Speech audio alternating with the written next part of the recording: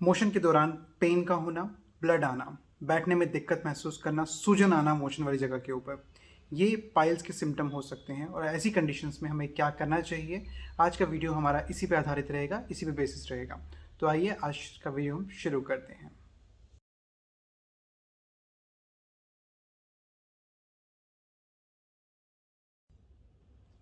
नमस्कार, मैं doctor Sushant Mehra, homeo healers refresh life stay healthy से आपका स्वागत करता हूं। बात करेंगे आज पाइल्स को लेकर के। मोशन वाली जगह के आसपास मस्से की एक फॉर्मेशन या एक तरह का लंप बन जाना, एक तरह की गांठ बन जाना, हम उसको आमतौर से पाइल्स के रूप में जानते हैं। और पाइल्स सिर्फ बाहरी नहीं, इंटरनल भी हो सकते हैं। यानी कि पाइल्स के दो रूप हम देखते हैं आमतौर पे, इंटरनल पाइल्स और एक्सटर्नल पाइल्स, जो बाहर नज़र आ रहे हैं और जो आपके रेक्टम और मोशन वाले जो एनल एरिया है उसके अंदर जो रहते हैं, वो भी कई बार हम डेवलप होकर बड़े होकर के बाहर निकल सकते हैं। तो अगर हम देखें तो हमारे पाइल्स कंडीशन को हम अगर डिस्क्राइब करें, समझाने की कोशिश करें या उसकी एक संरचना को समझने की कोशिश करें, तो आपकी जो पाइल्स कंडीशन है वो डेवलप होती है रेक्टम और एनल एरिया में मौजूद हमारे टिश्यूज़, हमारे मसल्स और हमारे इलास्टिक फाइबर्स के साथ। आमतौर पे मोशन रेक्टम, जो हमारा लोअर पोर्शन है मोशन वाली जगह का, रेक्टम और एनल एरिया, उस पर ज़्यादा प्रेशर रहने की वजह से पाइल्स की फॉर्मेशन हम देखते हैं। पाइल्स को अगर हम देखने की कोशिश करें तो उसका कलर या तो थोड़ा सा डिस्कलर्ड स्किन होगा या थोड़ा सा पिंकिश कलर होगा। अगर बाहर तो डिस्कलर्ड है, अगर हम उसको जो है रेक्टम एरिया के अंदर चेक करेंगे तो उसको हम थोड़ा सा हमें पिंकिश कलर में नज़र आना शुरू होगा।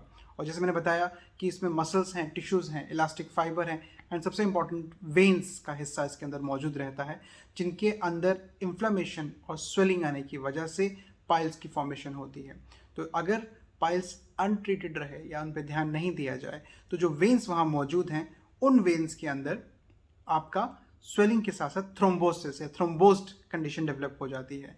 अगर थ्रोम्बोज कंडीशन उसमें डेवलप हो गई है तो वो पेन को और ज़्यादा बढ़ा देगा, यानी कि ब्लड वहाँ पे क्लॉटेड फॉर्म में जमना शुरू हो जाएगा और वो आपकी स्वेलिंग को और ज़्यादा बढ़ा देगा।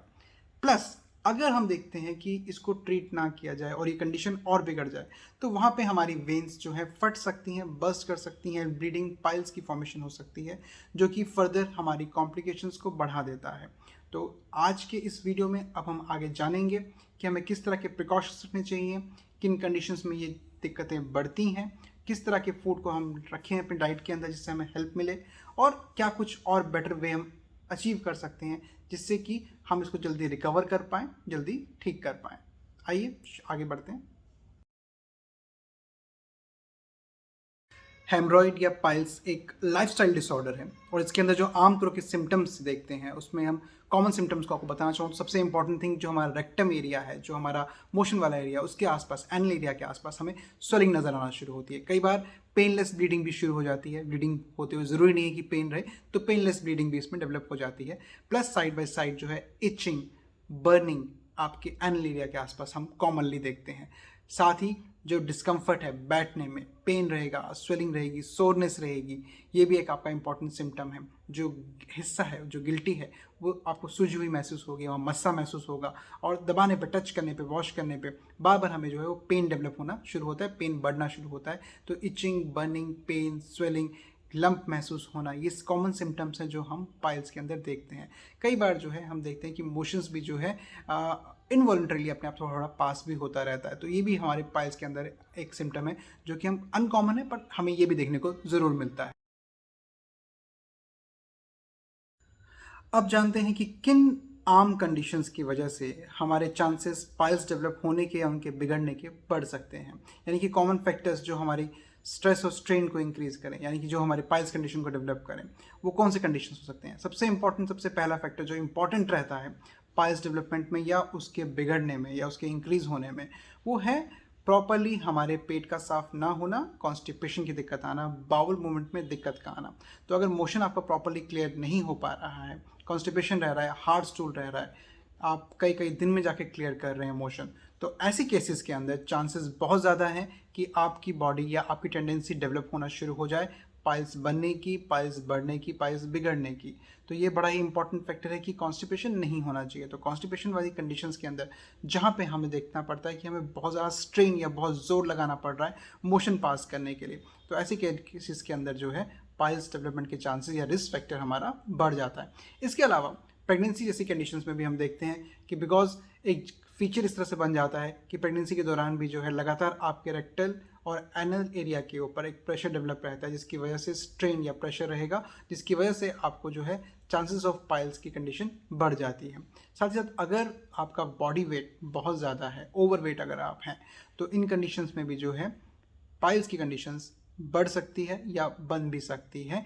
अगर हमारा बहुत लॉन्ग आवर ऑफ सिटिंग है एक ही पोजीशन पे, हमारी लाइफस्टाइल या हमारा वर्किंग हैबिट इस ढंग से है कि हम कंटिन्यूसली लॉन्ग टाइम तक एक जगह बैठे रह रहे हैं, तो ऐसी कंडीशंस के अंदर भी जो ऑफिस वर्कर्स हैं जो एक जगह बैठे रह रहे हैं, उनको हम रेकमेंड करते हैं कि कंटिन्यूसली लॉन्ग टाइम एक जगह ना बैठे रहें, क्योंकि उससे जो आपका ब्लड वेसल्स का जो प्रेशर है, जो आपका सर्कुलेशन है, वो प्रेशर डेवलप करेगा आपके रेक्टल और एनल एरिया के ऊपर, जिसकी वजह से आपका जो कंडीशन है पाइल्स का वो बिगड़ सकता है, वर्स हो सकता है और बढ़ भी सकता है। तो अगर आपकी सिटिंग पोस्चर बहुत लॉन्ग है तो उसको अवॉइड कीजिए, बिकॉज ऐसी कंडीशंस के अंदर आपकी टेंडेंसी पाइल्स को इंक्रीज होने की बढ़ जाती है। साथ ही साथ अगर आपको बहुत फ्रिक्वेंटली मोशंस, लूज मोशंस रहते हैं, तो वहाँ पे भी चांसेस हैं कि वेयर एंड टीयर, फ्रिक्शंस की वजह से, लगातार रेक्टल या फिर प्रेशर्स की वजह से आपकी कंडीशन में पाइल्स आपको बिगड़ सकता है। आईबीडी के अंदर, इंफ्लेमेटरी बाउल डिजीज़ के अंदर भी हम देखते हैं कि चांसेस ऑफ गेटिंग पाइल्स बढ़ जाता है, बिकॉज वहाँ पे एक ऐसा फीचर डेवलप होने पड़ता है, इसमें ब्लड के चांसेस बढ़ जाते हैं। आपका जो रेक्टल और एनल एरिया है वो थोड़ा सा जो है सेंसिटिव हो जाता है, वो एलर्जिक कंडीशन में डेवलप होना शुरू हो जाता है, जिसकी वजह से वहाँ पे पाइल्स बन सकते हैं। प्लस अगर आपकी जेनेटिक हिस्ट्रीज हैं आपकी फैमिली में, तो वहाँ पे भी आपके चांसेस बढ़ जाते हैं। अगर आप वेट लिफ्टर हैं, बॉडी बिल्डिंग कर रहे हैं, वेट लिफ्टिंग उठा रहे हैं, तो बिकॉज मैंने जैसे बाबा कह रहा हूँ आपको कि अगर रेक्टल और एनल एरिया के ऊपर स्ट्रेन पड़ेगा तो वहाँ पे चांसेस ऑफ डेवलपिंग आपका पाइल्स बढ़ जाता है। तो ऑब्वियसली जब हम बहुत ज़्यादा हैवी वेट लिफ्टिंग कर रहे हैं अपनी लिमिट से ज़्यादा, तो वहाँ पे भी आपके जो ब्लड वेसल्स हैं, जो खून की नलियाँ हैं, जो मसल्स हैं, जो टिश्यूज़ हैं, जो इलास्टिक फाइबर्स हैं वहाँ पे, वो उन पे स्ट्रेन पड़ेगा, उन पे खिंचाव पड़ेगा, और उसकी वजह से भी जो है हमें पाइल्स डेवलप हो सकते हैं। प्लस अगर एज फैक्टर को हम कंसिडर करें तो लेट एजेस में हम आमतौर पे देखते हैं कि पाइल्स कंडीशन बढ़ जाती है। 45 टू 65 एक एवरेज एज ग्रुप है जहाँ पे हम सबसे ज़्यादा केसेस बढ़ते हुए देखते हैं पाइल्स के। पर ये ज़रूरी नहीं है कि अर्ली एज में डेवलप नहीं हो सकता। अगर आपकी बॉडी में रिस्क फैक्टर्स मौजूद हैं, जैसे कि आप कॉन्स्टिपेटेड रह रहे हैं, फैमिली हिस्ट्री में है, या आपको कोई डिजीज़ जैसे आईबीडी करके कोई डिजीज़ आपको इस तरह से डेवलप हो रखी है, या कोई आप बहुत ज़्यादा स्ट्रेनिंग डाल रहे हैं, बहुत लॉन्ग सिटिंग है आपकी, वेट लिफ्टिंग कर रहे हैं, तो ये अर्ली एजेस में भी दिक्कतें आपको डेवलप हो सकती हैं।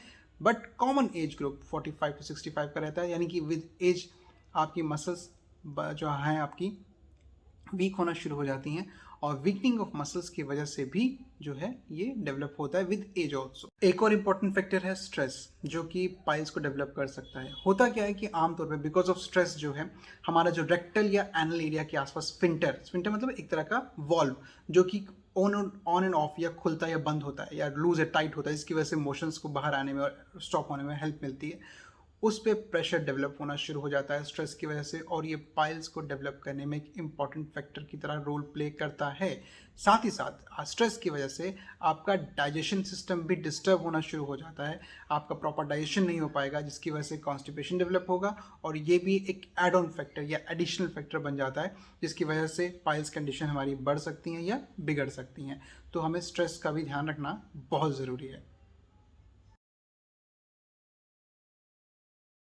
अब बात करते हैं कि हमारे पाइल्स किस तरह के हैं और उनकी किस तरह से हम ग्रेडिंग कर सकते हैं। आमतौर पे पाइल्स, जैसे मैं आपको शुरू में बता चुका हूँ कि कॉमनली दो ही तरह के पाइल्स हम देखते हैं, इंटरनल पाइल्स और एक्सटर्नल पाइल्स। एक्सटर्नल पाइल्स बाहर से नज़र आना शुरू हो जाते हैं, वो स्किन के बाहर के हिस्से में, स्किन के लेयर के अंदर हमें नज़र आना शुरू हो जाते हैं, एंड उसके आसपास जो है हमें स्वेलिंग नज़र आएगी, अनकंफर्टेबल फीलिंग होगी, इचिंग हो सकती है, ब्लीडिंग हो सकती है, पेन हो सकती है, इन्फ्लेमेशन हो सकती है, और वो मस्सा जो है हमें नज़र आ रहा है बाहर। तो ये हमारा जो है एक्सटर्नल पाइल का हिस्सा है, और इसको हम ईजिली बाहर से देख के पहचान सकते हैं। वहीं इंटरनल पाइल्स को कई बार जो है आपको एग्जामिनेशन करवाना पड़ता है, जिससे पता लगता है कि इंटरनल पाइल्स हैं या नहीं हैं। इसको हम फर्दर आगे ग्रेडिंग्स में भी डिवाइड करते हैं, किसके अलग अलग ग्रेड्स हैं, ग्रेड 1, ग्रेड 2, ग्रेड 3, ग्रेड 4। तो अकॉर्डिंगली हम इसकी सीवियरिटी को उससे चेक कर सकते हैं कि हमारे पाइल्स में, इंटरनल पाइल्स में कंडीशन किस लेवल पे चल रही है। दोनों ही तरह के पाइल्स में, इंटरनल और एक्सटर्नल में, हम देखते हैं कि डिस्कम्फर्ट हमारा काफ़ी बना रहता है, काफ़ी ज़्यादा पेन, स्वेलिंग बनी रहती है। अगर हम बात करें इंटरनल पाइल्स में ग्रेडिंग को हम डिफाइन करते हैं, तो जो ग्रेड 1 रहता है उसमें पाइल्स जो है वो रेक्टम एनल एरिया के अंदर की तरफ ही रहते हैं, वो बाहर की तरफ नज़र नहीं आते हैं। बट ग्रेड 2 में वो बाहर आना शुरू हो जाते हैं, यानी कि जब आप मोशन कर रहे हैं, कॉन्स्टिपेटेड है, हार्ड स्टूल है, या बहुत ज़्यादा स्ट्रेन डालना पड़ रहा है हमें मोशन करते हुए, तो उस वक्त वो पाइल्स बाहर आ जाएंगे, बट अपने आप पुश बैक पे चले जाएंगे, रिसीड बैक कर जाएंगे, आपको उनको पुश नहीं करना पड़ेगा। ग्रेड 3 में थोड़ी सी कंडीशन हमारी और बढ़ जाती है।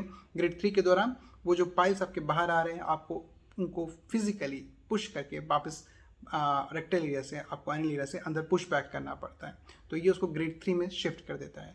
पर ग्रेड 4 के अंदर ये कंडीशन काफ़ी ज़्यादा पेनफुल हो जाती है, काफ़ी हाईली डिस्कम्फर्टेबल है, और ऑटोमेटिकली जो आपके पाइल्स मोशन के साथ बाहर आए हैं, जो पेनफुल भी हैं, स्वेलअप भी हैं, वो रिसीड बैक भी नहीं करते, और उनको वापस पुश बैक करने में काफ़ी ज़्यादा तकलीफ का सामना करना पड़ता है, काफ़ी सारी तकलीफ महसूस होती है, पेन काफ़ी महसूस होता है, सूजन काफ़ी महसूस होती है, बर्निंग काफ़ी महसूस होती है। तो उस कंडीशन में उसको हम ग्रेड 4 में हम शिफ्ट कर देते हैं। तो ये आपके जो हैं 4 ग्रेड्स रहते हैं इंटरनल पाइल्स के। और जैसे हम बताया कि पाइल्स हमारे 2 तरह के हैं, इंटरनल और एक्सटर्नल दोनों। और एक्सटर्नल के साथ हम देखते हैं कि वो हमें फिजिकली विजिबल काफ़ी ईजिली हो जाता है, बाहर से देख के हम बता सकते हैं कि ये पाइल्स जो है हमारे एक्सटर्नल पाइल्स हैं।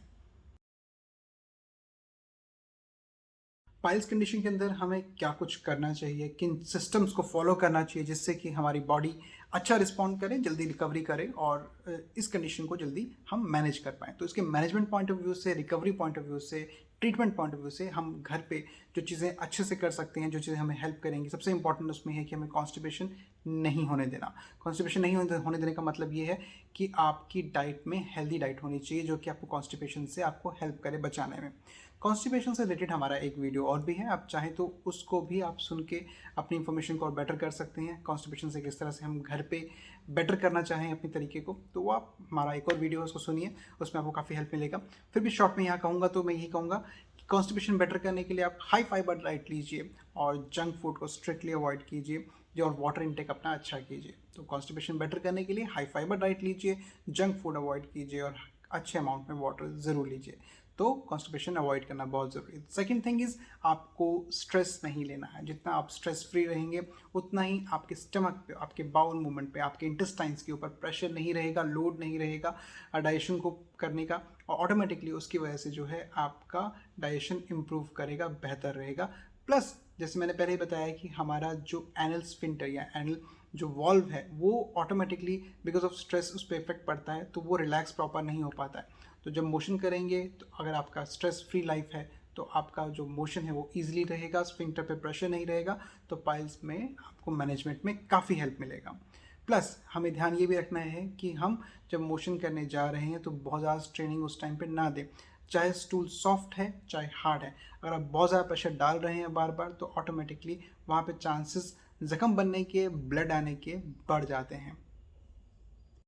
फिफ्थ इंपॉर्टेंट पॉइंट है, हमें लाइफस्टाइल चेंजेस करना बहुत ज़रूरी है। लाइफस्टाइल चेंजेस मतलब, अगर आपका बॉडी वेट बहुत ज़्यादा है तो आपको हेल्दी बॉडी वेट पे आना बहुत ज़रूरी है। तो वेट कंट्रोल कीजिए। अगर आप वेट कंट्रोल कर रहे हैं आपका, तो ऑटोमेटिकली आप काफ़ी हद तक फ्यूचर के लिए भी अपने आप को रेडी कर रहे हैं, फ्यूचर के लिए अपने आप को फिट कर रहे हैं, जिससे कि आपको आगे दिक्कत नहीं आएगी। तो वेट कंट्रोल कीजिए। डाइट में हाई फाइबर डाइट रखिए। जिस टाइम पे आपको बहुत ज़्यादा स्वेलिंग लग रही है, तो स्वेलिंग कम करने के लिए आप आइस पैकिंग कर सकते हैं। जैसे हम बताया सिट्स बाथ के बारे में, तो सिट्स बाथ जो है वो आपकी इचिंग को और बर्निंग को बेटर करता है, पर आइस पैकिंग जो है वो आपकी स्वेलिंग को कम करेगा। तो स्वेलिंग रिड्यूस करने में आपके आइस पैकिंग इमीडिएटली इम्पैक्ट करेगा, और इचिंग और बर्निंग को बेटर करने में आपका इमीडिएटली जो है आपका सिट्स बाथ, जो थोड़ा सा हॉट पानी वाला बात रहता है, वो आपको ज़्यादा अच्छा बेटर इंप्रूव करता है उस कंडीशन के अंदर। तो सिट्स बाथ भी लीजिए और आइस पैकिंग भी कीजिए, दोनों चीज़ें हेल्पफुल हैं।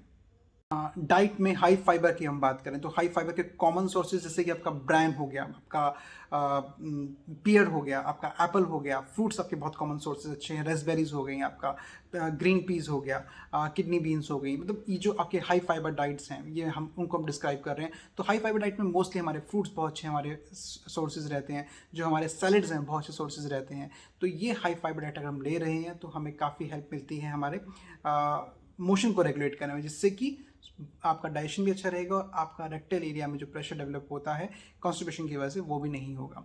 तो हाई फाइबर डाइट को डेफिनेटली इंक्लूड करना है, और उनको रेगुलर अपना एक फीचर बना के रखना है, चाहे सैलेड हो गया, चाहे फ्रूट हो गया, चाहे आपका रेगुलर जो सब्जियां हैं उनके फॉर्म में भी आप ले सकते हैं। क्या चीज़ें हमें नहीं खानी चाहिए। बहुत ही कॉमन सी बात है, हमें खाने पीने के अंदर चीज़ हो गया, चिप्स हो गया, आपके फ्राइड फूड हो गए, आइसक्रीम्स हो गई, मीट हो गया, फ्रोज़न फूड हो गया, प्रोसेस्ड फूड हो गया, पैक प्रिजर्वेटिव वाले फूड्स हो गए, आपका डीप फ्राइड फूड हो गया, मैदा हो गया, हाईली स्पाइसी फूड्स हो गए, जिसमें आपका लाल मिर्च बहुत ज़्यादा कॉमन रहता है, तो आपको स्पाइसी फूड्स को, इन चीज़ों को आपने स्ट्रिक्टली अवॉइड करना है। बिकॉज ये फूड्स जैसे जैसे आपकी बॉडी में जाएंगे, आपकी बॉडी के अंदर रिएक्शंस डेवलप करेंगे, इसकी वजह से आपका स्वेलिंग भी बढ़ेगा, पेन भी बढ़ेगा, आपका डाइजेशन भी डिस्टर्ब होगा, स्टूल फॉर्मेशन भी डिफिकल्टी से होगी, स्ट्रेन ज़्यादा रहेगा रेक्टम एरिया के ऊपर, और रिकवरी रेट भी इसमें रिड्यूस होना शुरू हो जाता है। तो इन चीज़ों को स्ट्रिक्टली अवॉइड कीजिए सो डैट आपकी बॉडी जल्दी इंप्रूव कर सके। वाटर इंटेक ज़रूर बढ़ाइए अपना, मैं बाबा बोलूँगा वाटर इंटेक बढ़ाइए, फाइबर इंटेक बढ़ाइए सो डैट आपका बाउल मूड अच्छा रहे। वेट कंट्रोल ज़रूर रखिए, जंक फूड स्ट्रिक्टली अवॉइड कीजिए, अल्कोहल अवॉइड कीजिए, और साथ साथ ध्यान ज़रूर रखिए कि जो आपके रेक्टल एरिया है उसको प्रॉपर्ली मॉइस्चराइज रखिए, सॉफ्ट रखिए स्किन को। ये आपके इंपॉर्टेंट टिप्स हैं जो आपको हेल्प करते हैं। ये चीज़ें मैंने बताई आपको जो आपको अवॉइड करनी है। इससे पहले हमने बताया कि हमें क्या चीज़ों को हेल्दी लाइफस्टाइल में इम्प्रूव करना चाहिए जिससे कि हमारा लाइफस्टाइल और बेहतर होना शुरू होगा। तो इन चीज़ों को फॉलो कीजिए, ये आपके लिए काफ़ी हेल्पफुल रहेंगी। जाने से पहले यही कहूँगा कि आप हमारे वीडियोस देख रहे हैं, लाइक कर रहे हैं।